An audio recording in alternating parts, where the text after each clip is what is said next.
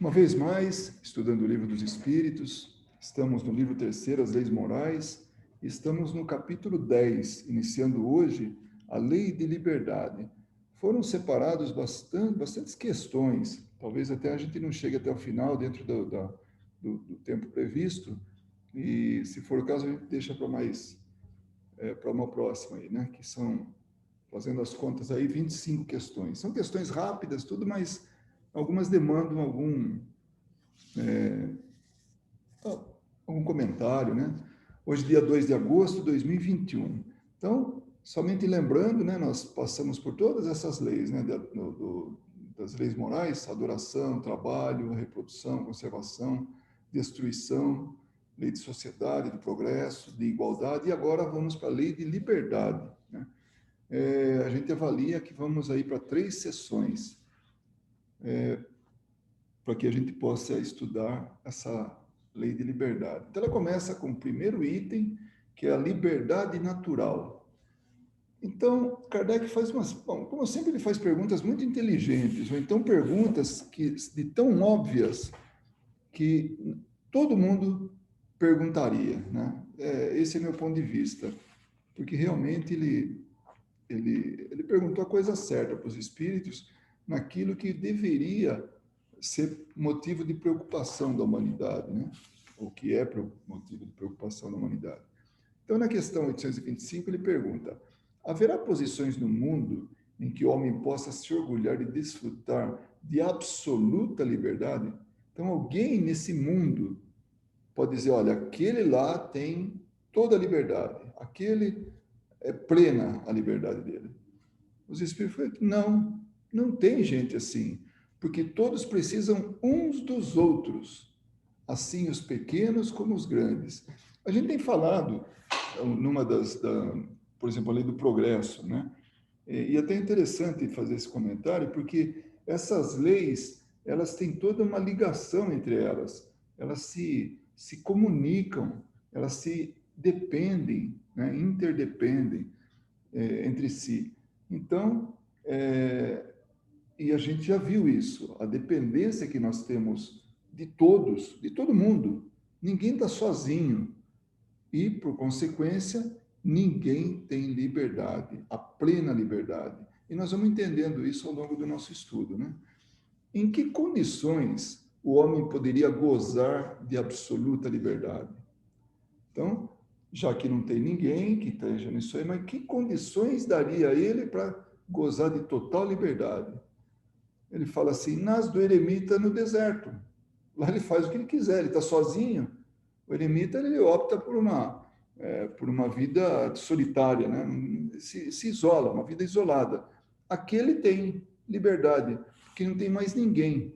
Agora, desde que 2 homens estejam juntos, há entre eles direitos recíprocos que lhes cumpre respeitar. Logo, nenhum deles goza mais de liberdade absoluta. Então, a liberdade ela está condicionada à presença de outros em nossas vidas. A partir do momento que nós estamos convivendo com outras pessoas, a nossa liberdade é relativa. Ela tem que respeitar aquele que está do lado, ou aqueles que estão do lado, aqueles que a gente está convivendo. Não é interessante isso? Então, nós, repetindo aqui, por isso está sublinhado, né? Há entre eles direitos recíprocos que lhes cumpre respeitar. Então, são direitos, tanto de um quanto de outro. O meu direito me diz que eu não quero que você fale isso, que faça aquilo. O outro fala: o meu direito, ele também não quer que você faça isso, faça aquele outro. Então, a liberdade passa a ser algo relativo, né? A 827, a obrigação de respeitar os direitos alheios tira o homem o de pertencer a si mesmo? Quer dizer, o fato de eu respeitar o direito de outro, eu estou me anulando, né?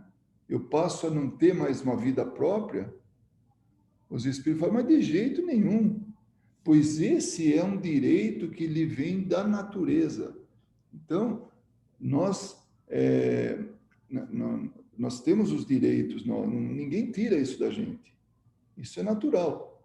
Quer dizer, não é que ninguém tira, nós temos esses direitos, mas eles podem ser cerceados. Mas o que a pergunta, né, voltando ela para que a gente entenda, e eu não confunda mais ninguém assim, né, com essa observação, é que nós, respeitando os outros, não faz com que a gente se anule, que a gente abra mão de todos os direitos. Tá? É isso, é esse o ponto.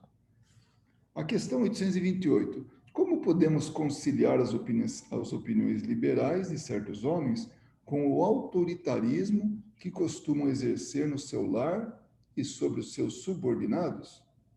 Então, como é que dá? Dá para ter duas vidas? Uma no meio, aí, né, no mundo, e outra em casa, ou na empresa, né, ou no local de trabalho, que a gente age totalmente diferente. Dá para ser assim? Dá para conciliar? Né? Aí os espíritos dizem, eles têm a compreensão da lei natural, mas contrabalançada pelo orgulho e pelo egoísmo. Então, muitas vezes, o nosso orgulho, o nosso egoísmo faz passar por cima do direito dos outros, mesmo a gente sabendo que o outro tem esse direito. Quando não representam calculadamente uma comédia, estão fazendo de conta, né? Uma falsidade, sustentando princípios liberais, compreendem como as coisas devem ser, mas não as fazem assim. Então, eles têm o conceito, eles têm a consciência do que é certo, do que é errado, do que é o direito ou não, mas ele faz de conta que está agindo de forma assim a preservar o direito do outro, quando na verdade não está. Então não dá para ser esses dois, um e outro, em situações, em locais diferentes. Aí dessa mesma questão, Kardec pergunta: na outra vida, os princípios que professaram neste mundo encarnado, né, serão levados em conta? Então, quando a gente retorna ao plano espiritual, o que a gente vivenciou, apoiou, viveu aqui, né? Professamos aqui, né? São levados em conta? Aí os espíritos dizem, olha, quanto mais inteligência o homem tem para compreender um princípio, tanto menos desculpável é de não aplicar a si mesmo. Então, o peso é muito maior quando se tem o conhecimento, quando se compreende e não se age de acordo. Então, por isso que normalmente o sentimento de culpa ele é relativo. Às vezes um crime hediondo não é tão, ele é relativamente menor do que um crime menor cometido por alguém que tem plena consciência do que está fazendo. Né? Porque aquele que cometeu um crime hediondo, ele podia não estar nas suas condições, ele podia estar num estado de ignorância, ele podia estar numa situação em que, comparativamente a quem tem o conhecimento, tem menos valor, menos importância, menos responsabilidade. Tá? Os dois são crimes, tá? Os dois são erros, mas depende muito da condição de consciência que a pessoa tem. Em verdade, digo a vocês que o homem simples, porém sincero, está mais adiantado no caminho de Deus do que um que pretenda parecer o que não é. Que é aquilo que da questão anterior, né? De fazer de conta, né?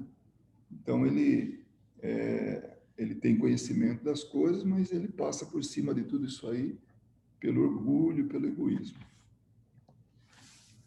Se alguém tiver qualquer observação, por favor, fique à vontade, tá? A 829. Haverá homens que estejam naturalmente destinados a ser propriedade dos outros homens?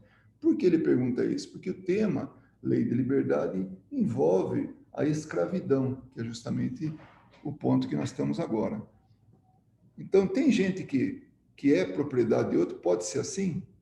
Aí os espíritos falam, não, isso aí é contrário à lei de Deus.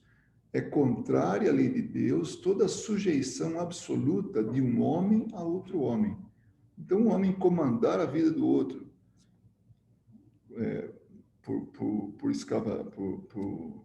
por escravidão, isso aí é contrário à lei de Deus, porque nós temos naturalmente a liberdade.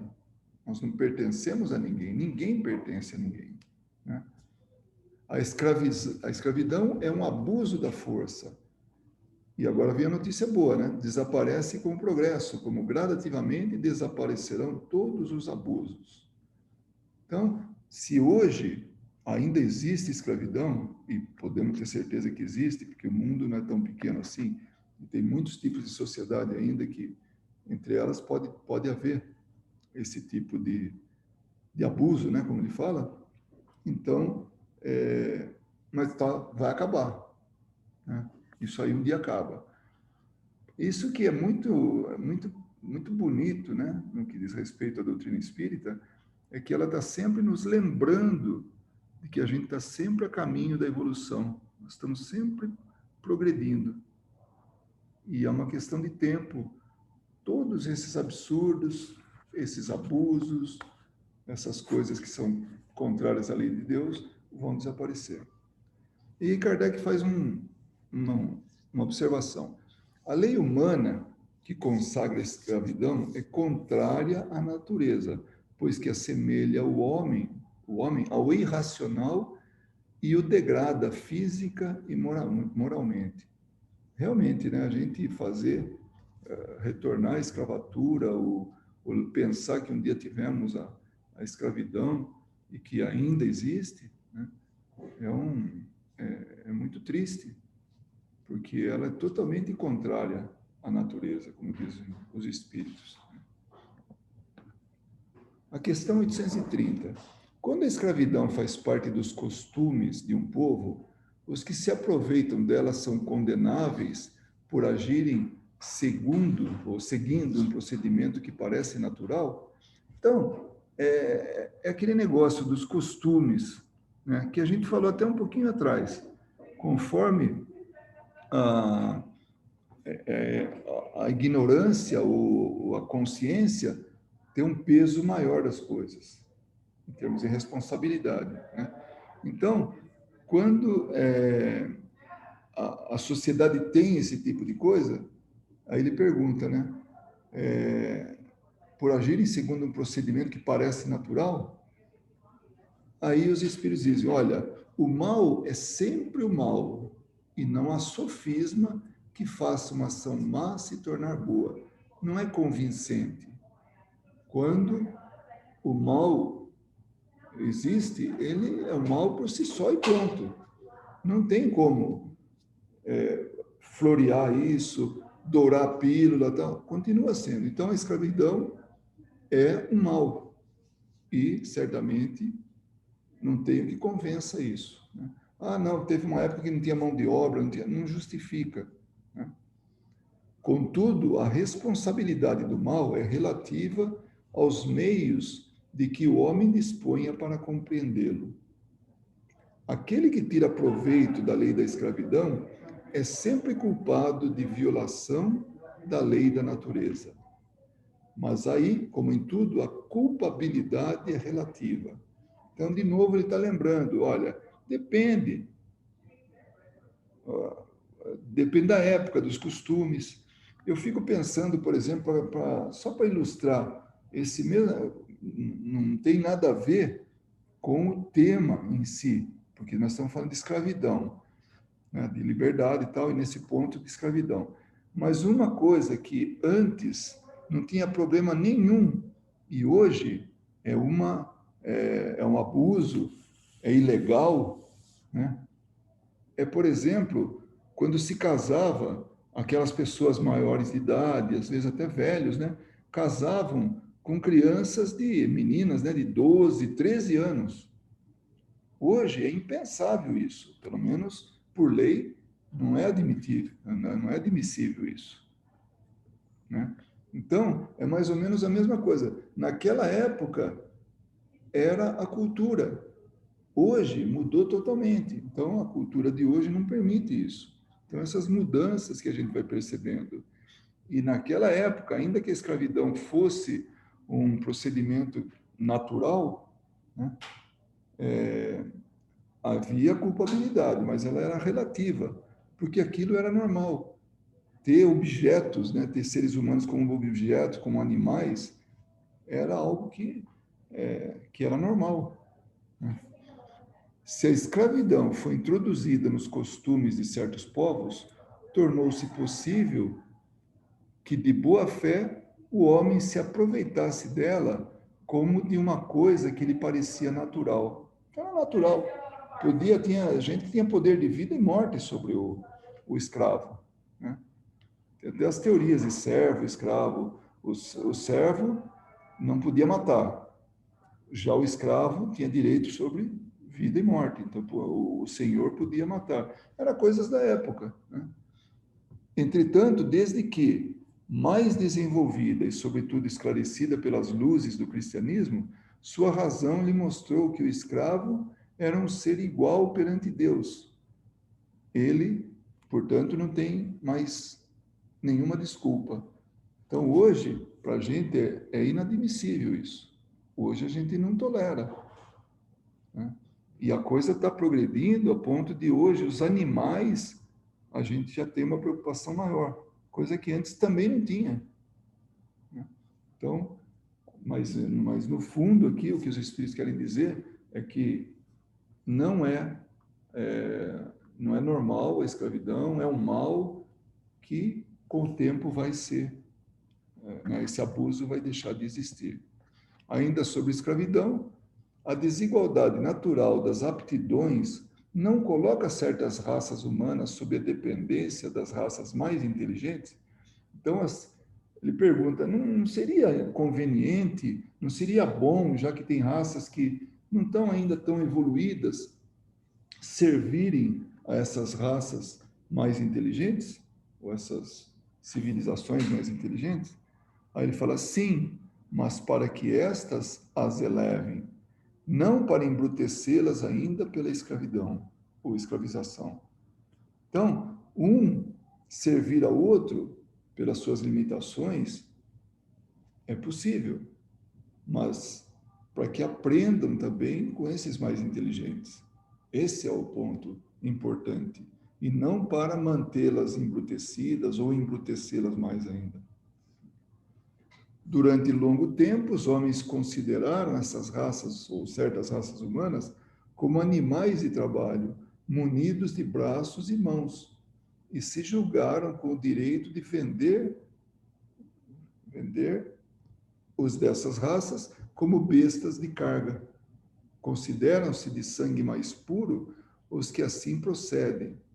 Insensatos, não veem senão a matéria. Não é o sangue que seja mais ou menos puro, e sim o espírito. Então, a embalagem, ou a forma com que se apresenta, a ignorância que ainda estão envolvidos, não é o que difere um espírito do outro. O que difere é o seu valor espiritual. Desculpa, não é o que difere um homem de outro. Não é o material, mas sim o espiritual. E aí ele pede para ver as questões 361 e a 803. A 361, ela pergunta, de onde vêm para os homens as suas qualidades morais boas ou más? São as do espírito, que está nele encarnado. Quanto mais puro esse espírito, mais o homem é propenso ao bem. Então, o que está fazendo a diferença não é a condição material dele, o que ele se apresenta agora, né? Mas sim os valores espirituais. Então, esse é um belo exercício para a gente já estar se preocupando sempre com essa diferenciação que há. Nós temos que buscar sempre a melhoria espiritual. Né? E aí também, na 803, ele fala que é a lei da igualdade, que nós já estudamos, né? Que é a igualdade natural. Todos os homens são iguais perante Deus? Sim, todos tendem para o mesmo fim. E Deus fez as suas leis para todos. Lembra que a gente falou até, dizeis frequentemente, o sol brilha para todos. e com isso dizeis uma verdade maior e mais geral do que pensais. Então, ele está reforçando que nós somos todos iguais. Então, não justifica escravizar ninguém, porque isso é contra as leis de Deus, né? As leis naturais. A 831. A desigualdade na... Opa, já foi essa aí. Desculpa, eu aqui. Apertei errado aqui. No entanto, há homens que tratam seus escravos com humanidade, que não deixam nada lhes faltar e acreditam que a liberdade os exporia a maiores privações. O que os espíritos podem dizer disso? Quando eu leio essa pergunta, eu me lembro sempre de um passarinho preso na gaiola. Não, eu estou alimentando ele, eu estou dando água, eu estou cuidando dele, tirando ele do relento, colocando dentro de casa, tá? Mas o passarinho está preso.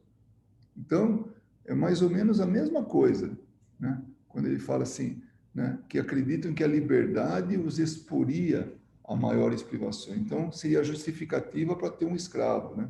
Para manter uma pessoa escravizada. Aí, quando tratam bem, né? Aí os espíritos dão uma resposta muito, muito inteligente, né? Digo que esses cuidam melhor de seus interesses. Ou seja, está cuidando do equipamento, do material, da propriedade dele. Não é que ele está fazendo alguma manifestação de humanidade. Podemos dizer até que menos mal, mas está fazendo mal, né? Tem também muito cuidado com seus bois e cavalos, para tirar mais proveito deles no mercado. Então, o mesmo cuidado que ele está tendo com o escravo é o mesmo que ele teria com os bois, os cavalos dele, porque na hora de vender, venderia por um preço melhor. Não são tão culpados quanto os que os maltratam, mas dispõem deles como de uma mercadoria ao impedir o direito de serem livres. Então, esse, como eu falei, né, é menos mal, mas continua fazendo ainda o mal, porque está utilizando eles como uma mercadoria, né? E também não impede, e claro, impede eles de terem a liberdade, né, de serem livres. Aí vem um outro tema, que é a liberdade de pensar. Essa também é bem interessante, né, na lei de liberdade. Então, nós já falamos que as pessoas podem ser livres somente quando estão sozinhas, pode fazer o que quiser, né, dentro das possibilidades dela, mas sozinha. Colocou alguém do lado dela, pronto, lá se vai a liberdade, né? Também já falamos da escravidão, e agora a liberdade de pensar. 833. Haverá no homem alguma coisa que escape a todo constrangimento e pela qual ele goze de absoluta liberdade? Então, é mais ou menos uma pergunta anterior, mas parecia que ele queria a resposta que os espíritos deram para ele, né? Então, tem alguma coisa que não deixa dele ter liberdade, que não constranja ele a perder a liberdade, onde ele possa ter absoluta liberdade? Os espíritos falam, o homem goza de ilimitada liberdade no pensamento. Isso foi sublinhado por mim, né? Não está na obra original, mas isso é importante, porque quando a gente pensa, a gente pode pensar o que quiser. A gente não tem limitação para essa liberdade, né? Pois que há, pois que não há como freá-lo. Não tem como frear. Eu não posso chegar para nenhum dos que estão aqui e falar, ei, pare de pensar. Não pense mais nisso, não pense mais naquilo. E a partir de agora você não pode pensar em mais nada. Vai dar um branco. Não existe isso. Ninguém tem esse domínio sobre o pensamento. Como ele falou, pode-se deter o voo, porém não aniquilá-lo. Então, pode até atenuar, pode até interromper. Interromper não é bem, influenciar, mas não pode aniquilar. A pessoa tem o direito de pensar e ele tem a liberdade de pensar. O homem é responsável pelo seu pensamento? Perante Deus é. Somente a Deus, sendo possível conhecê-lo, né, conhecer o homem, ele o condena ou o absolve, segundo a sua justiça. Isso é muito importante a gente esclarecer. Segundo a sua justiça, segundo as suas leis. Não é que ele fica entrando no pensamento da gente e falar, isso aí não é bom para você, você pare de pensar isso. Não, não existe isso. Mas Deus faz as leis, que a gente está subordinado. E de acordo com o tipo de pensamento, temos consequências disso, boas ou más, dependendo do tipo de pensamento. Então, aí que entra as leis, né, de Deus, porque do jeito que ele fala aqui é muito cru. E aí pode pensar em Deus, aquele Deus humano, né? Aquele antropomórfico, né? Que tem jeito de gente e fica agindo que nem gente, que nem nós, que nem o homem. Liberdade de consciência, né? A liberdade de consciência será uma consequência da de pensar? Os espíritos dizem, olha, a consciência é um pensamento íntimo que pertence ao homem, como todos os outros pensamentos. Então, pertence ao homem, é algo dele, é íntimo. Né? Aí a pergunta, o homem tem direito de pôr em embaraços a liberdade de consciência? Ele pode pôr algum tipo de obstáculo, de dificuldade? Não, nem isso, a liberdade de consciência, nem a liberdade de pensar. Pertence apenas a Deus o direito de julgar a consciência. Então, nós podemos fazer o que a gente quiser. A consciência é nossa. Se depois nós vamos responder por isso, é outro problema. Mas nós temos essa liberdade. Se os homens regulam por suas leis as relações de homem para homem, Deus regula as relações do homem com Deus pelas leis da natureza. Então, essas leis naturais. Então, é assim que a gente se relaciona com Deus, seguindo ou não as leis de Deus, as leis naturais. Assim como o homem se relaciona com outro homem através das leis que ele determinou aqui, que cada uma varia de acordo com a sociedade. Então, cada um tem o seu, a sua maneira, o seu valor, seja das nossas relações com Deus, seja das relações com o homem. Ainda na liberdade de consciência, qual é o resultado dos embaraços que se oponham à liberdade de consciência? Então, se tem esses embaraços, tem esses obstáculos, né? Qual que é o resultado se consegue isso, né? Constranger os homens a procederem em desacordo com seu modo de pensar, fazê-los hipócritas. A liberdade de consciência é uma das características da verdadeira civilização e do progresso. Olha que interessante. Há 160 e poucos anos atrás, foi colocado numa obra tão esclarecedora, né? Que são as obras básicas, os ensinamentos dos espíritos, e a gente percebe aqui o respeito, né?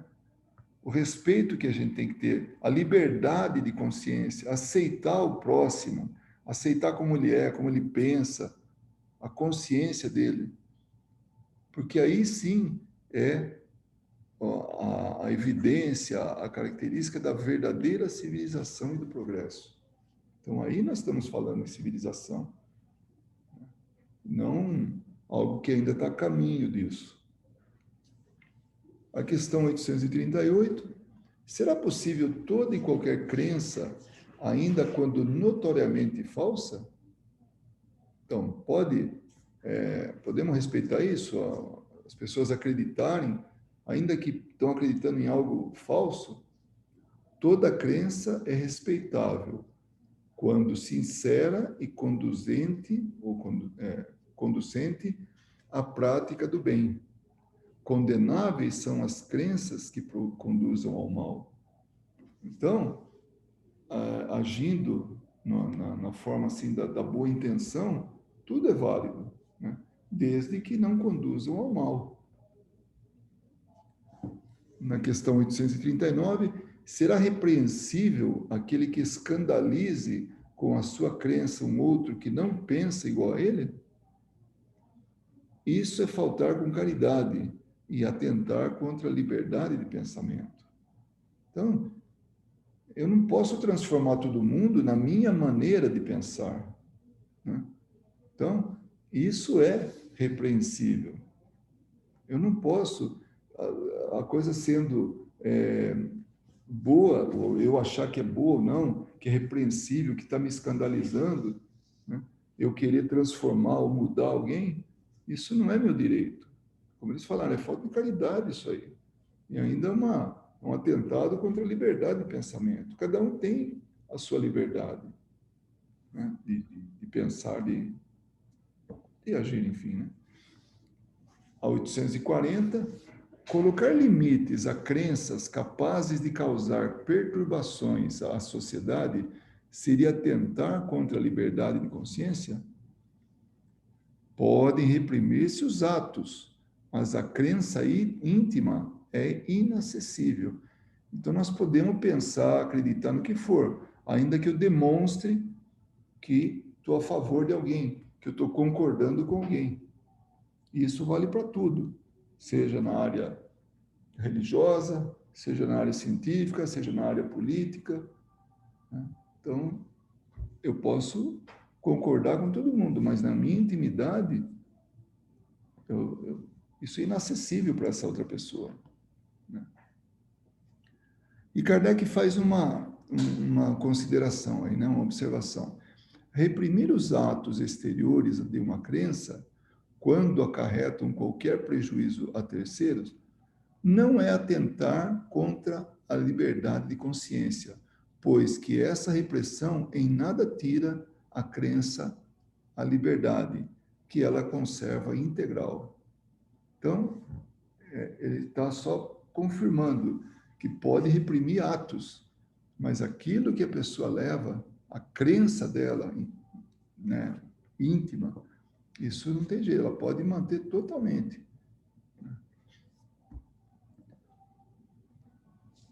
A 841, para respeitar a liberdade de consciência, devemos deixar que doutrinas perniciosas sejam propagadas, ou poderíamos, sem atentar contra aquela liberdade, procurar trazer ao caminho da verdade os que se transviaram obedecendo a falsos princípios?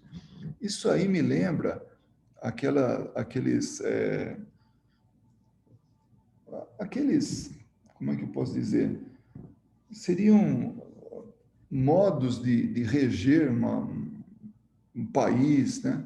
A maneira de reger de forma autoritária, colocando na pessoa, não importa se ela seja a religião, seja a forma de pensar, de qualquer que seja, né? A pessoa vem e tenta cercear isso, limitar isso, anular isso, né? Então, eu me lembro muito bem de uma frase, né, que a religião é o ópio do povo. Então, isso é um autoritarismo de chegar e abolir a religião, quando é um direito daquela sociedade. Então, é mais ou menos isso que ele está falando. Então, ainda que uns não concordem, então ele fala, como eles têm domínio, têm autoridade, vai lá e cancela aquilo, elimina aquilo da sociedade, né? Então, nós não podemos deixar de propagar nada, né? Bom, mas estamos só na pergunta ainda, né? Vamos ver o que os espíritos falam, né? Sobre deixar que as doutrinas sejam propagadas, né? Certamente que podem e até devem, mas ensinem a exemplo de Jesus, servindo-se da brandura e do convencimento, e não da força. Então a receita é essa. Jesus, quando veio pregar, ele não colocou isso de maneira autoritária. Ele veio ensinar pelo exemplo, pelas palavras, pela lógica. Então, é esse convencimento e não a força. O que seria pior do que crença do que a crença daquele a quem deveriam ou desejariam convencer. Se há alguma coisa que se pode impor, é o bem e a fraternidade.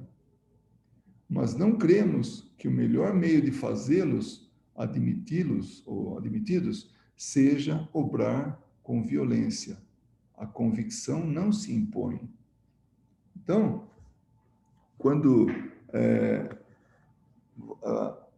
quando na pergunta, né, de Kardec, poderíamos deixar se alastrar, propagar doutrinas perniciosas? Ué, pode ser feito, pode ser ajudado, pode ser cerceado isso, mas através do convencimento, através da brandura, e não de forma autoritária, né? É isso que eles querem dizer, os espíritos. E até utiliza o exemplo de Jesus, né? Que foi assim que ele nos ensinou. Bom, então, antes que venha agora um assunto muito que me, assim, me empolga muito, né? Tem essa última questão, que é 842. Por quais indícios poderíamos reconhecer entre todas as doutrinas que alimentam a pretensão de ser a expressão única da verdade, aquela que tem o direito de se apresentar como tal? Então, digamos assim, é a religião perfeita, é a filosofia perfeita, é a doutrina perfeita. Então, como que reconheceríamos isso? Para que a gente pudesse colocar. Aí ele fala, os Espíritos falam, será aquela que fizer mais homens de bem e menos hipócritas, isto é, pela prática da lei de amor, na sua maior pureza e na sua mais ampla aplicação. E é interessante que eles não falam assim, olha, a melhor doutrina é a doutrina dos Espíritos, a nossa doutrina. Não, eles não falam isso. O que eles falam é aquilo que melhor faz dos homens, homens de bem, né? Que pratiquem a lei de amor na sua pureza, de forma mais ampla possível. Essa sim se reconhece como as melhores, ou talvez a melhor das doutrinas. Esse é o sinal porque reconhecerão que uma doutrina é boa, visto que toda doutrina que tiver por efeito semear a desunião e estabelecer uma linha de separação entre os filhos de Deus, não pode deixar de ser falsa e perniciosa. Quantas doutrinas, quantas religiões a gente não conhece que seja assim? Então essa não está eleita entre as melhores, porque ela não está praticando a lei do amor. Essa que eu falo para vocês, que para mim é bastante, toca profundamente, né, esse ponto agora que a gente tá estudando, né, que é o livre-arbítrio. Livre-arbítrio, né, que é assim, a liberdade de escolha, né, Kardec pergunta para os espíritos, o homem tem o livre-arbítrio dos seus atos? Ele pode decidir sobre os seus atos? Os espíritos falam, olha, se tem a liberdade de pensar, tem igualmente a de agir. Sem o livre-arbítrio, o homem seria máquina. Então é isso. Esse livre-arbítrio, esse direito que a gente conquistou, é o que nos torna homens, homens e mulheres. É o que nos coloca no patamar da humanidade. Então, quando a gente tem o livre-arbítrio, né, que está dentro da lei de liberdade, a gente passou para um outro nível. A gente deixou de ser assim aquele que agia por instinto e passa a agir pensadamente. Ainda que a decisão não seja acertada, mas ele já sabe diferenciar o certo do errado, o bem do mal. A pergunta é: o homem goza do livre-arbítrio desde o seu nascimento? Já vem junto com ele, já nasce? Os espíritos dizem: há liberdade de agir desde que haja vontade de fazê-lo. Então, será que é uma criança, ou um recém-nascido, tem a vontade de agir? Então, para ele, se utilizar dessa liberdade, ele tem que ter a vontade. Nas primeiras fases da vida, a liberdade é quase nula, mas desenvolve-se e muda de objeto com o desenvolvimento das capacidades. Então, à medida que ele vai crescendo, ele vai tomando essa consciência de que ele pode, sim, agir de acordo com a vontade dele. No começo, ele não se utiliza disso, ele não tem liberdade porque ele nem sabe como agir. Então, ele é totalmente dependente. Mas à medida que ele vai desenvolvendo-se, ele vai entrando nesse campo de ter a liberdade de escolha. Né? Estando seus pensamentos em concordância com o que a sua idade reclama, a criança aplica o seu livre-arbítrio àquilo que lhe é necessário. Então, de acordo com o nível que ele está, né, com a idade que ele está, então ele está aplicando o livre-arbítrio do jeito dele, da maneira dele. Mas está. Só que o livre-arbítrio, ele também vai progredindo com o progresso dessa criança. Vai se tornando mais e mais, assim, ele se utiliza melhor disso, ainda que de forma errônea, mas ele vai tendo as decisões dele. 845. As predisposições instintivas que o homem já traz consigo ao nascer não constituem obstáculos ao exercício do livre-arbítrio? Ou seja, ele traz o conhecimento, né? A predisposição das reações instintivas, porque ele não está ainda raciocinando. Né? Então, ele é um bebê que ainda está aprendendo a como conduzir a vida dele, como se desenvolver.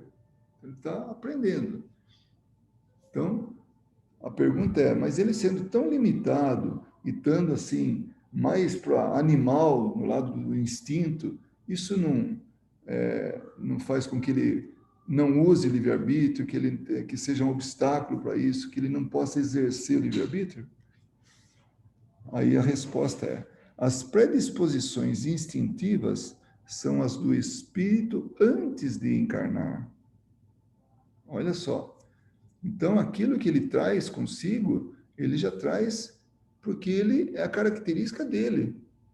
O espírito é como é. Então, ele já está trazendo isso.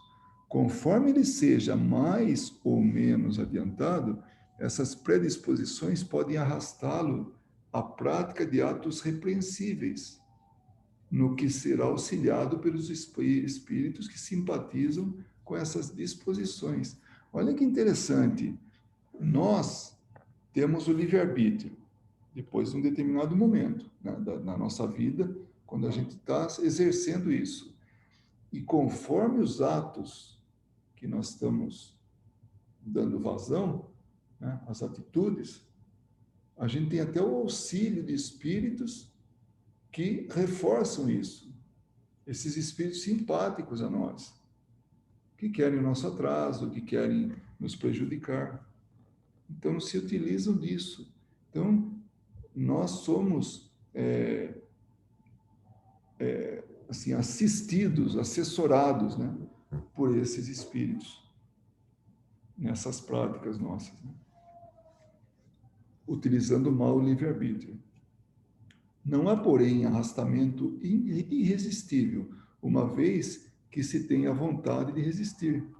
Lembrem-se de que querer é poder. E a questão que nós já vimos aqui, que é 361, é aquela das qualidades morais do homem, né? Então, isso é muito importante, que eu devia ter até sublinhado. Não há, porém, arrastamento irresistível. Então, depende da gente. Com a nossa vontade, com a nossa força de vontade, a gente consegue tomar a atitude certa, utilizar o livre-arbítrio. E é uma questão de uso e costume, né? A gente vai usando da melhor maneira e vai progredindo, e vai se melhorando. 846. O organismo não exerce nenhuma influência sobre os atos da vida? E se essa influência existe, não será exercida com prejuízo do livre-arbítrio? O que ele quer dizer com isso? Se eu tenho um problema físico, isso não vai me afetar? Aí os espíritos dizem, é inegável que o espírito sofra a influência da matéria, que pode lhe embaraçar as manifestações. Daí vem que, nos mundos onde os corpos são menos materiais do que na Terra, as aptidões se desdobram mais livremente. O que quer dizer com isso? Que nós, sim, temos a influência do corpo físico. Se eu quero ser um corredor, mas eu não tenho as duas pernas, como é que eu vou? Não, isso não é um bom exemplo, vai. Mas eu tenho deficiências porque hoje a gente vê com perna mecânica a gente correndo aí, né? A tecnologia está bem avançada, mas eu digo assim, algo que, que limitou muito o movimento dos membros, como é que eu vou poder correr? Não tem jeito. Né? Então, as aptidões se desdobram mais livremente nos mundos onde tem menos influência material. Porém, um instrumento não dá a capacidade. Além disso, é preciso distinguir as faculdades morais das intelectuais. Quando um homem tem o instinto do assassínio, indubitavelmente é o seu próprio espírito quem possui esse instinto, e não os órgãos que lhe dão esse instinto. Os órgãos, o físico, é o veículo para que o espírito se manifeste. Então, se ele tiver limitações, ele não vai se manifestar plenamente. É isso que ele está dizendo aqui. Ou seja, o organismo, sim, tem influência sobre a matéria, ou, desculpa, sobre o espírito. Semelhante ao bruto, e ainda pior do que este, torna-se aquele que nulifica o seu pensamento, para só se ocupar com a matéria, pois que não cuida mais que se premunir contra o mal. Nisso é que incorre em falta, pois assim procede por vontade sua. Então, é o espírito que tem o controle, mas em alguns casos, o organismo é aquele que vai limitar. Vamos pegar um exemplo.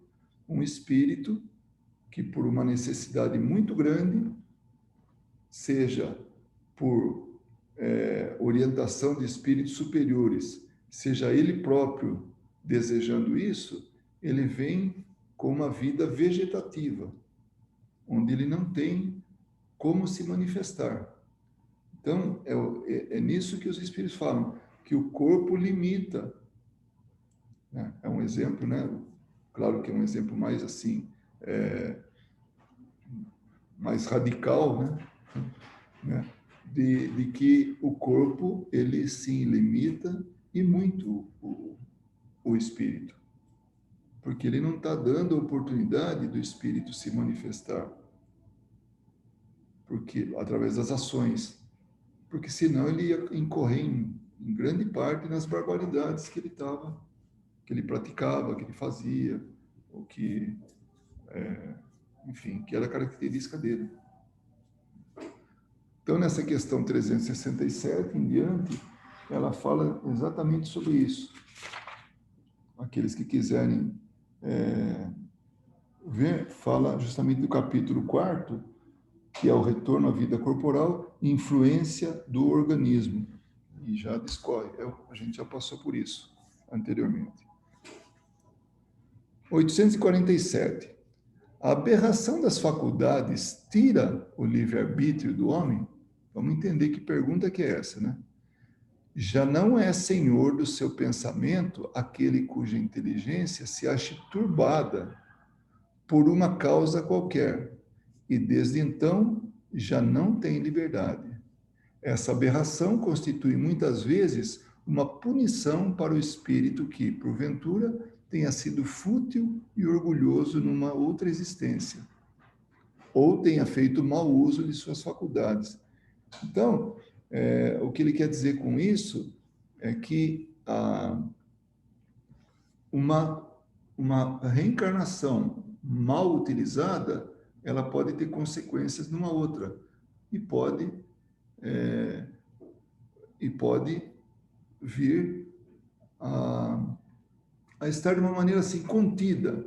O que ele quer dizer com aberração das faculdades? Ela não raciocinar ou não agir conforme uma pessoa normal, né? Ela tem algum problema que limite ela, né? Então ele utilizou mal as faculdades, dessa vez ele vem como alguém que não tem essas faculdades plenas, né? Em tal caso, esse espírito pode renascer no corpo de um idiota. O idiota é aquela palavra usada para alguma deficiência mental, né? Como déspota no de um escravo e mal rico no de um mendigo.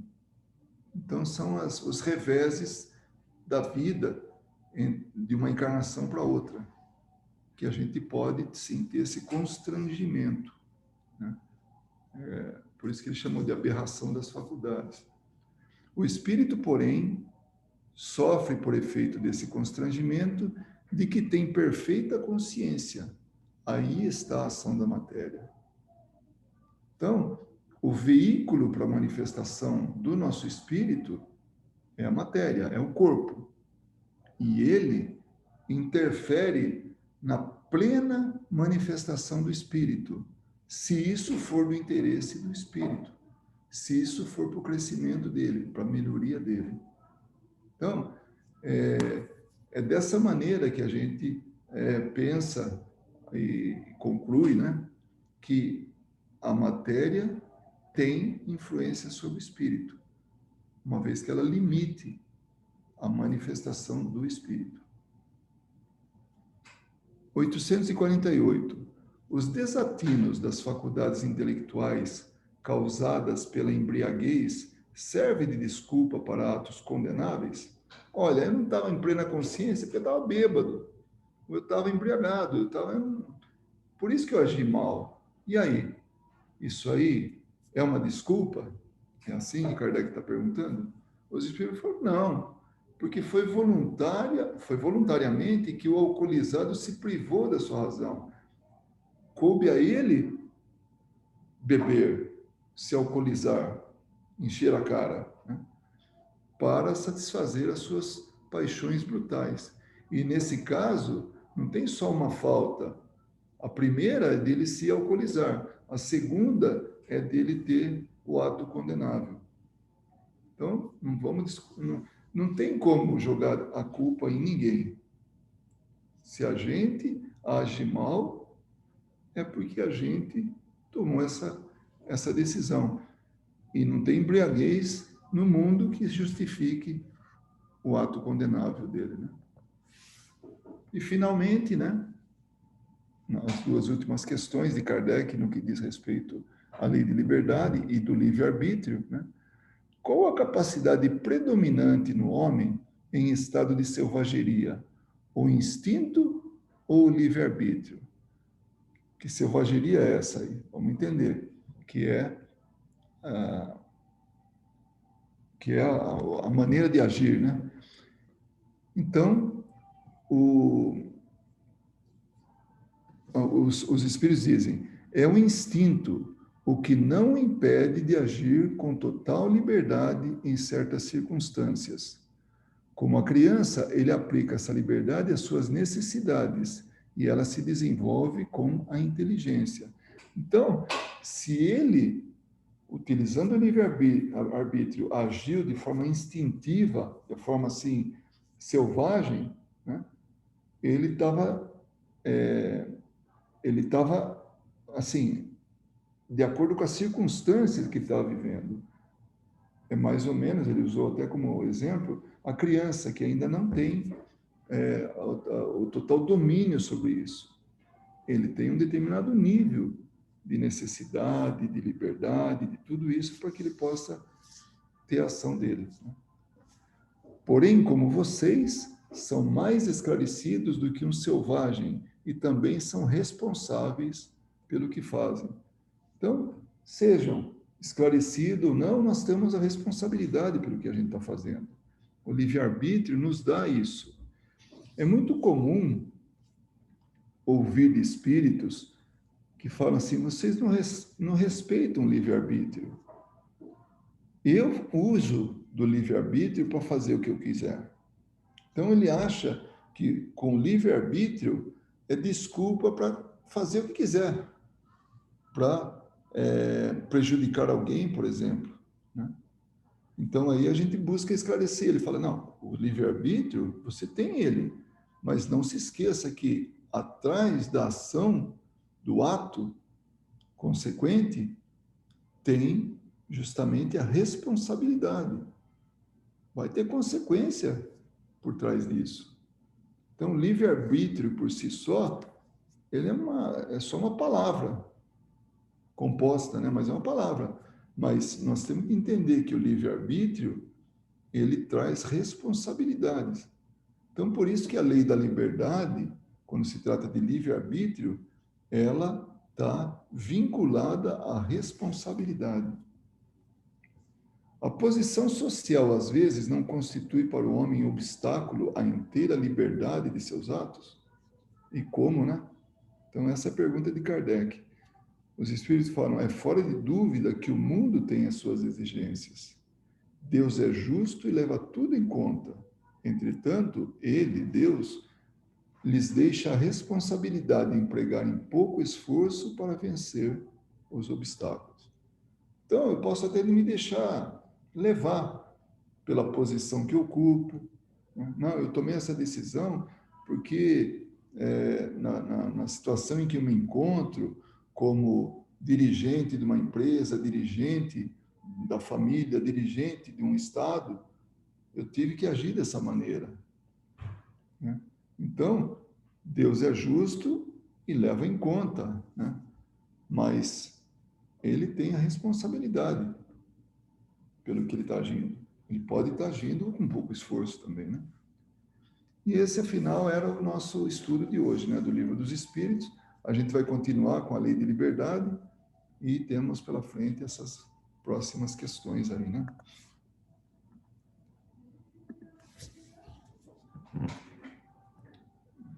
E aí, bastante teoria, né?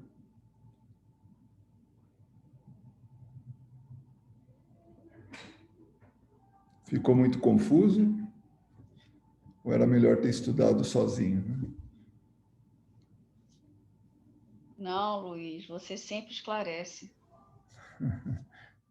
Não, eu me preocupo em passar alguma coisa, mas eu não sei se eu corri muito, alguma coisa, até eu fiquei meio preocupado com a maneira que a gente podia entender melhor. Hein? Mas fica claro que nós temos, que é um direito nosso a liberdade, e que em algumas circunstâncias nós conseguimos sim liberdade, mas na maior parte das vezes, principalmente quando a gente se relaciona com a sociedade, a liberdade ela é relativa. Não tem uma liberdade assim de... Só aquela mesmo que ele falou, o eremita lá no deserto, então em pensamento. Né? Aí sim a gente poderia pensar nisso. Mas aí tinha que ser o eremita assim, sem nada, né? Sem natureza, sem nada, né? Exatamente, porque... Nem na Exatamente. duna. Ele teria que ser um eremita destinado à inanição, porque não tem jeito realmente. Ele está interferindo, sempre está interferindo.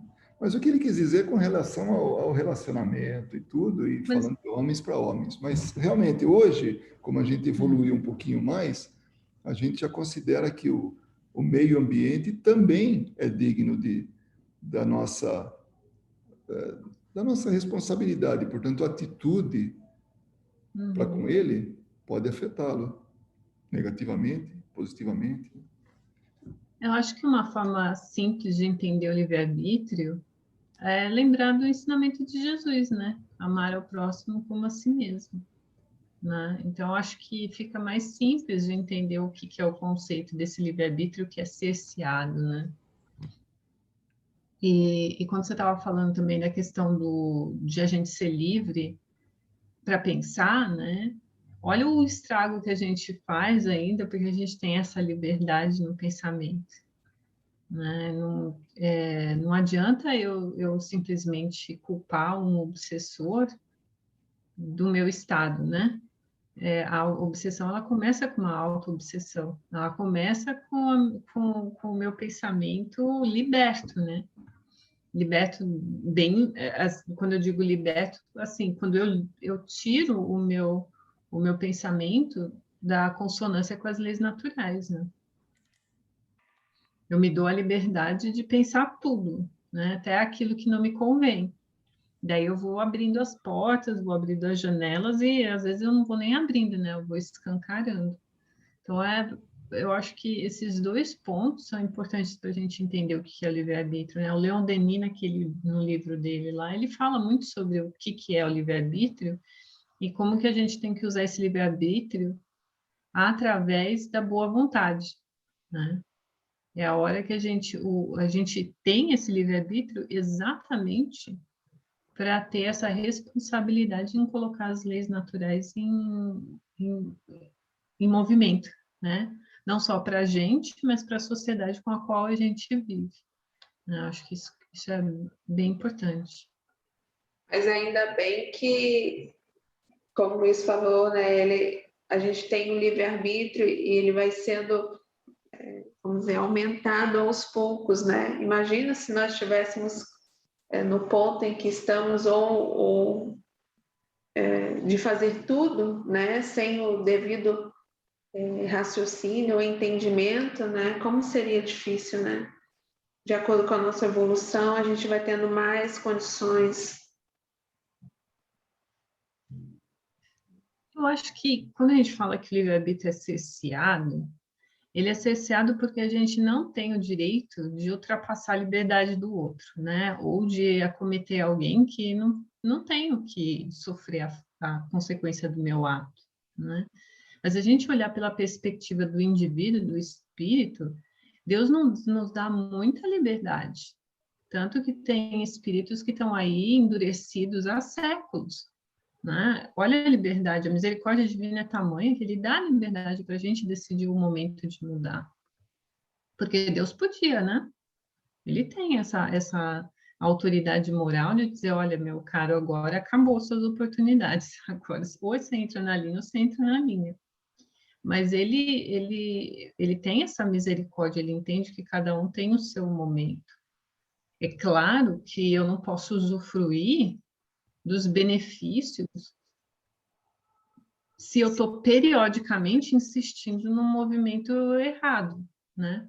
Então, é por isso que existem outros lugares onde eu vou exercer a minha evolução, onde eu vou, né, desenvolver o que eu preciso desenvolver. Não necessariamente que eu fico coabitando com as mesmas pessoas e no mesmo lugar. Existem consequências, né? A lei de ação e reação é isso, né? Existem consequências. Mas a gente tem uma liberdade muito grande, sim, né? A gente tem uma liberdade.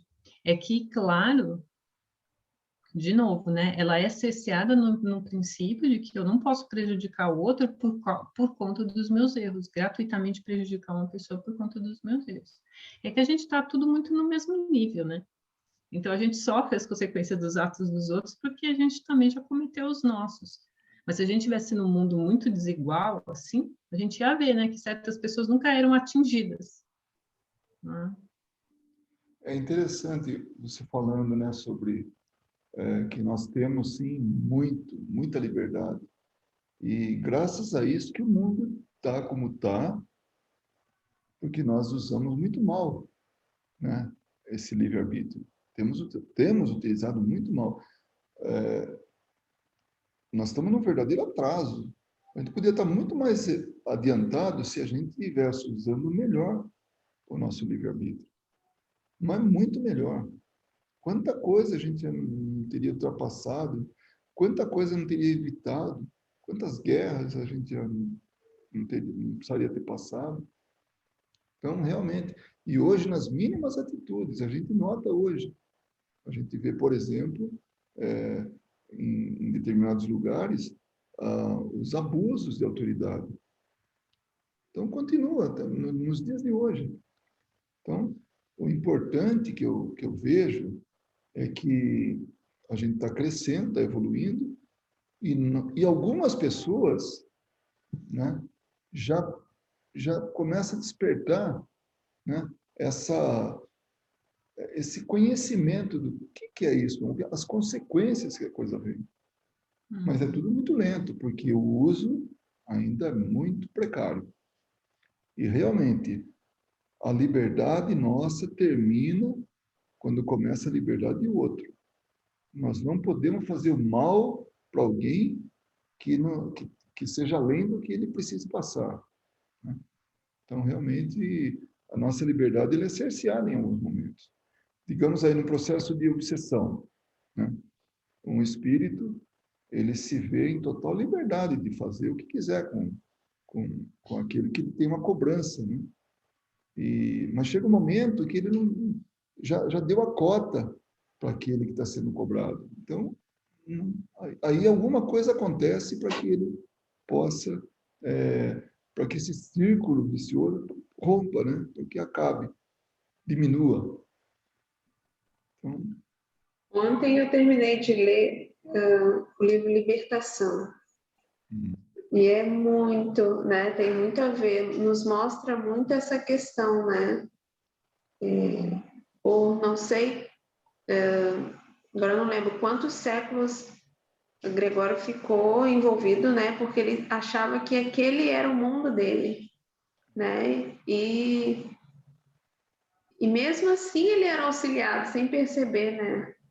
E, nossa, é muito bonito ver o momento em que ele percebe, né, que ele pode mais, que tem mais, né, que apesar dos erros, Deus está ali, né, é incrível, muito bom. sabe, Daniela, eu gosto muito de, você já percebeu isso, de exemplificar com experiências que eu vivi, assim, na experiências em reuniões mediúnicas, né? Tem espírito que chega assim e fala, eu não tenho mais jeito, eu fiz tanto mal que não tenho cura, não tem, né? E aí é um trabalho difícil de convencimento que ele tem cura, que ele realmente está assistido e ninguém nunca abandonou ele. Ele se abandonou, mas e agora, a partir de agora, ele tem uma nova vida pela frente. Não vai ser fácil, né? É o caminho de volta, mas não é impossível, né? E aí ele percebe a ajuda que vem. E ele não se acha merecedor. Também é outro problema. Mas a ajuda está aí, ninguém está cobrando nada. Está aí, observe, aceite, né? Então é muito bonito isso, sabe? Você, nesse exemplo, por exemplo, né, que você falou aí de libertação. Nossa, Gregório era assim a personificação do mal. E ele consegue, né, ter toda essa assistência. Existe essa assistência para ele.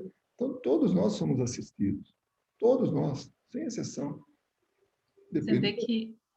Ah, desculpa, Luiz. Não, só depende da gente, só isso, né? Aceitar isso. Engraçado, a Daniela ter mencionado esse livro, né? Porque tem dois trechos desse livro que são bem interessantes, né? Um é do próprio Gregório. O quanto que ele acreditava que ele estava praticando o bem. Ele não achava, ele estava achando que ele estava praticando a justiça divina. E era por isso que ele acreditava que ele também não ia ser passível de misericórdia, porque ele entendia a justiça daquela forma. E o outro é a introdução do livro do Emmanuel, né? Que ele vai contar a história de um peixinho que vai e tenta. E eu fiquei pensando assim, quantas histórias que ele faz uma alusão, né, do peixinho indo contar a história para as pessoas, sendo o André Luiz, né, que conta e ninguém acredita, e ele volta, né? Quantos anos tem esses livros, né? E quantas pessoas que já leram e insistem ainda em permanecer nesse estado meio que latente, né? Ainda endurecido, acreditando que não pode perdoar o outro, porque se perdoar é uma fraqueza, se entender a dificuldade do outro é uma fraqueza. E assim, se a gente pegar o ensinamento mesmo de Jesus, mas Deus não abandona a gente, porque não tem nada, você tinha mencionado de cobrar, né, Luiz? É porque não tem nada para cobrar. Ninguém tem dívida aqui no sentido de que tem que ir lá. A gente gosta de usar a palavra dívida como uma forma didática, né? Mas, na verdade, Deus não está assim, sabe? Tipo, ó, tá passando o tempo, eu vou pôr uns juros aqui, porque já passou o tempo que você tinha que fazer as coisas. Esse é o Não existe. raciocínio nosso, né? A gente raciocina assim.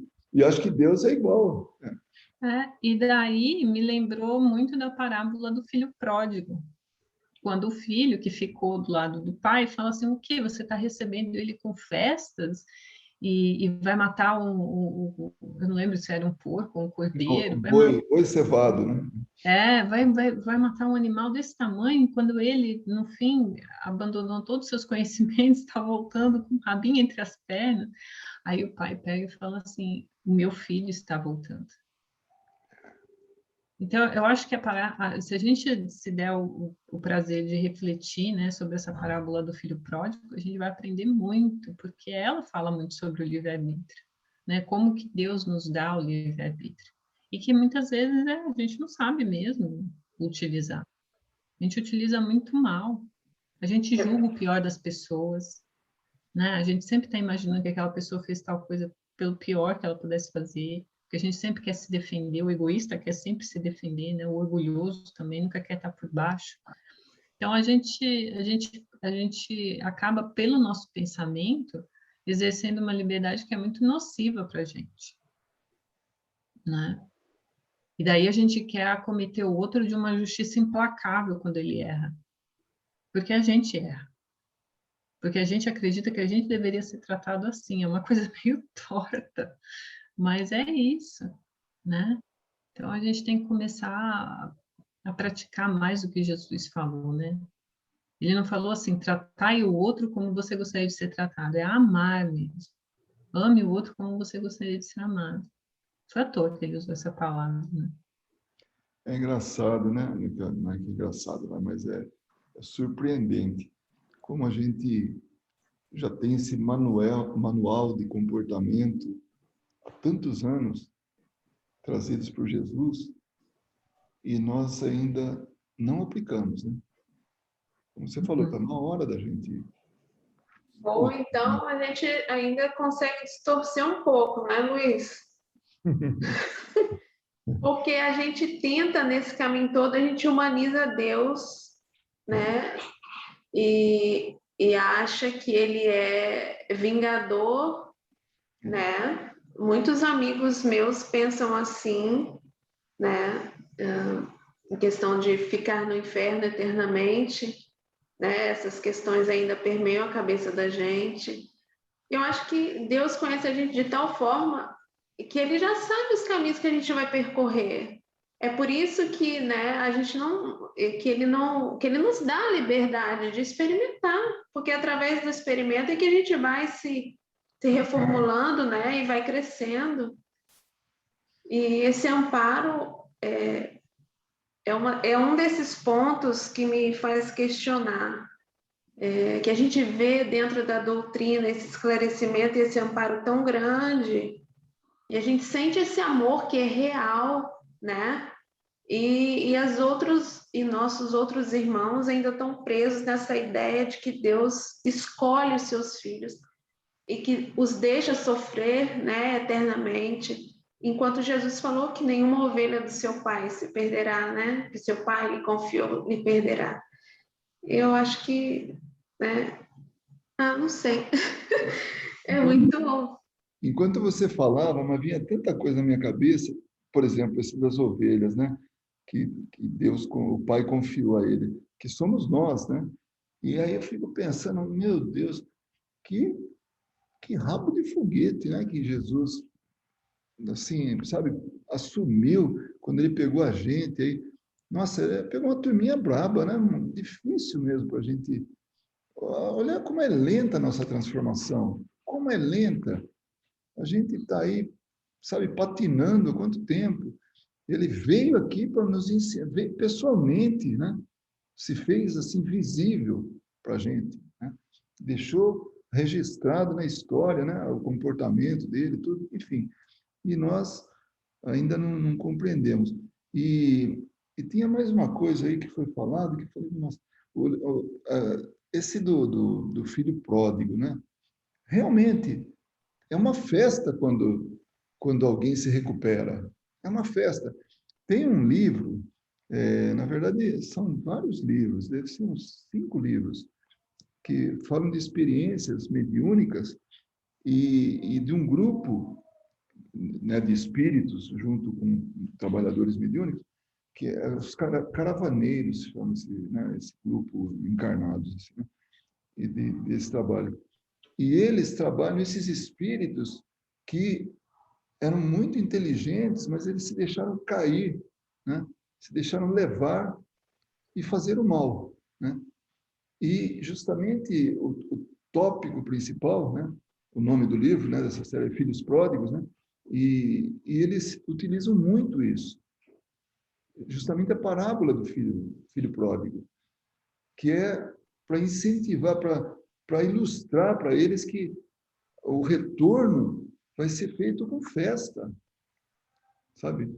Deles voltarem, né, para o Pai, assim, deixarem, tiveram tempo lá fazendo o que estavam fazendo, mas agora está voltando, e o Pai recebe de braços abertos. Como é elucidativa essa parábola? É impressionante. E, e eu vejo, assim, quando lendo, né, esse livro, né, quando a gente vê os casos que são de espíritos que muitas vezes se deixaram levar por outros para esquecer dramas ou problemas que eles tiveram, ou arrependimentos, né, que já não aguentam conviver com aquilo, então buscam esquecimento, e através do esquecimento eles são assim, são plantados neles ideias que não eram deles. E aí, quando eles despertam para isso, nossa, é um retorno para o pai, né? É a parábola do filho pródigo, mas assim, totalmente exemplificada no dia a dia. São coisas assim que... E assim também somos nós, né? A maneira com que a gente fez, com que a gente está voltando, talvez a gente está no processo ainda, né? Está pensando nas bolotas lá que dá para os porcos aí, que a gente, né, gostaria também de ter, não, um pouquinho, né? Porque o pai trata tão bem. E o interessante, é que é a todo momento que é feita a festa, né? Toda vez que a gente se desperta, que a gente se coloca no caminho do bem, os nossos mentores estão lá festejando. Não é simplesmente assim, quando eu me tornar um espírito angélico. Não, é a todo momento que a gente se coloca no caminho do bem, tem uma multidão torcendo pela gente. E tanto que se a gente se der a liberdade, né, até nisso, né, porque às vezes a gente não se permite isso, mas quando a gente se permite a sentir o amor, né, aquele ato de amor que a gente está praticando, né, a gente entra numa sintonia, assim, muito boa, né? Então, eu acho que a gente tem que começar a... Eu quero ser os advogados dos espíritos encarnados agora, eu vou advogar por eles. A gente construiu muita coisa errada em cima dos ensinamentos de Jesus. A gente interpretou de maneira muito errônea, porque nós somos, isso prova nossas reencarnações, né? Nós não somos espíritos que estamos reencarnando aqui, né, agora. A gente já reencarnou em vários momentos e a gente construiu uma ideia, interpretou a ideia dos ensinamentos de Jesus lá atrás de maneira muito errônea, muito, né, preto no branco, né, muito ditosa. A gente vê na história que os cristãos também fizeram, né? Então, a gente está desconstruindo tudo isso. E para desconstruir tudo isso, vai levar algumas reencarnações também. Então, a gente precisa também dar né, dar um voto de confiança aqui para todo mundo que está reencarnado aqui. A gente está conseguindo, se a gente olhar a história, né, no tamanho dela, né, e não nos 1 ano, 2 anos, né, a gente vai ver que a gente tem evoluído moralmente também. Não na velocidade da tecnologia, mas a gente também tem evoluído. Então, imaginar que todo momento que a gente está aqui é uma oportunidade única. Cada momento que a gente vive aqui é uma oportunidade única. Se a gente começar a verdadeiramente viver o presente e viver essas oportunidades, a gente vai ter festa na nossa vida praticamente todos os dias, né? Mesmo nos momentos mais difíceis. Eu penso assim, né? Não que eu consiga fazer isso todo santo dia, né? Também estou longe disso.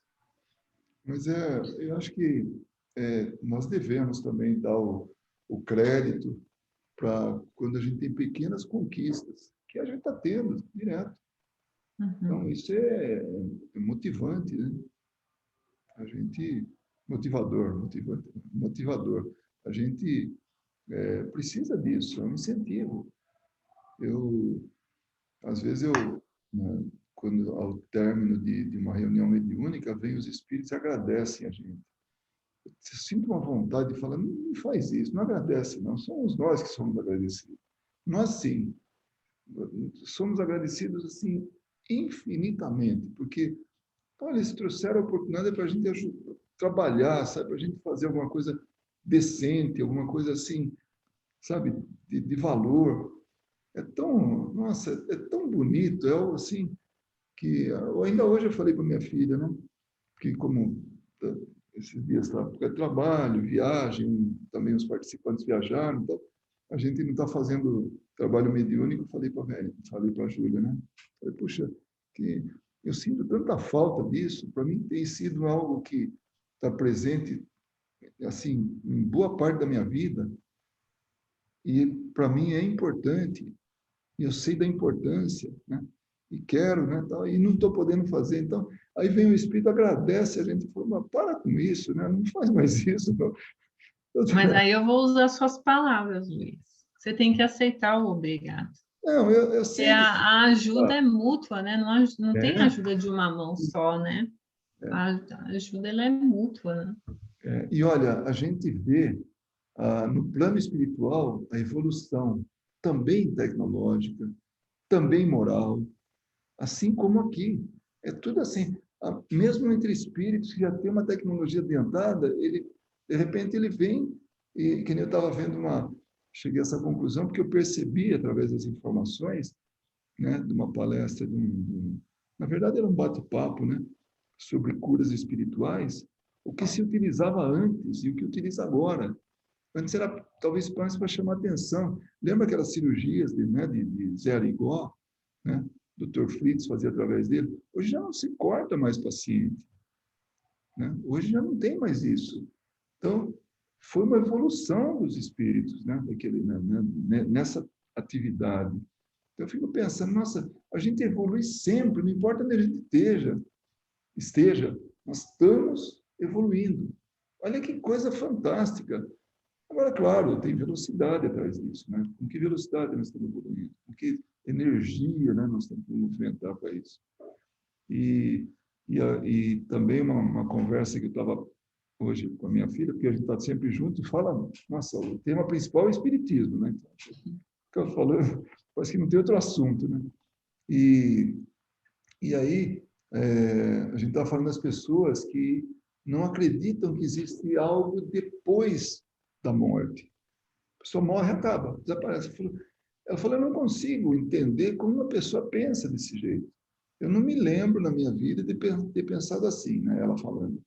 Falei, mas infelizmente nós temos também, talvez em outras vidas, a gente pensou assim, né? E aí depois vai um pouquinho mais além e pensa no inferno, né? Nossa, é tão difícil para a gente acreditar que morreu, acabou. Também é difícil acreditar que tem um sofrimento eterno. É meio pobre, né? Uma coisa assim de pensar assim. Mas as pessoas não acreditam nem nisso nem no outro. Porque se você cutucar mesmo, as pessoas sempre têm alguma dúvida. Sempre tem, pode ser que não, né? Pode ser que não. E daí, na hora do vamos ver, é nessa dúvida que eles se abraçam, né? E o outro caso do inferno é porque também acredita, mas Deus vai me resgatar. Também. Então, aí se abraça nisso. Né? Saída. Porque se ambos fossem verdadeiros, essas pessoas enlouqueceriam. Porque qualquer coisa poderia te levar ao inferno, e nada do que você faz aqui importa, porque você vai desaparecer. Então, se você levar à risca esses pensamentos, você acaba enlouquecendo, não tem como. Não tem pessoa sã assim, não tem como você se manter são pensando dessa forma.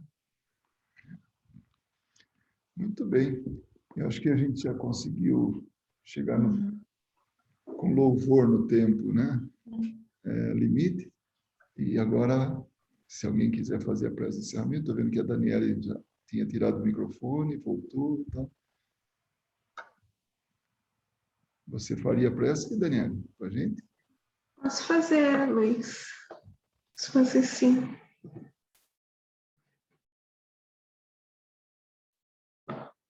Vamos elevar os nossos pensamentos a Deus, nosso Pai amado e misericordioso, a Jesus, nosso Mestre e amigo, e a todos os espíritos benfeitores que nos auxiliam neste momento, agradecendo pela oportunidade de estarmos juntos, olhando mais um pouco da doutrina que nos esclarece e nos conforta tanto os corações. Te agradecendo, Senhor, por estar entre nós todos os dias, nos proporcionando oportunidade de recomeço, guiando os nossos passos e nos envolvendo em Tua luz. Que a Tua misericórdia, Senhor, envolva todo o nosso planeta, que hoje passa por momentos tão difíceis.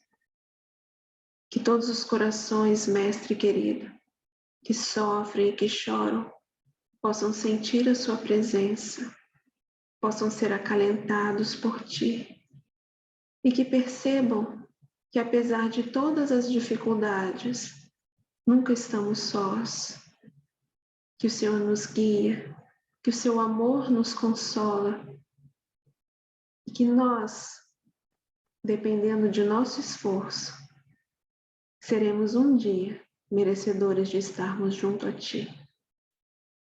Obrigada, Senhor, hoje e sempre, por tudo que faz por nós, e te pedimos humildemente, fica conosco, hoje e sempre.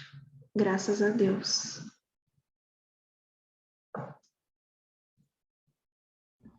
Muito obrigado. Obrigada, gente. Até Boa amanhã. noite, gente. Beijo. Boa noite. Tchau, tchau. Obrigada, gente. Boa noite. Luiz, Tchau. manda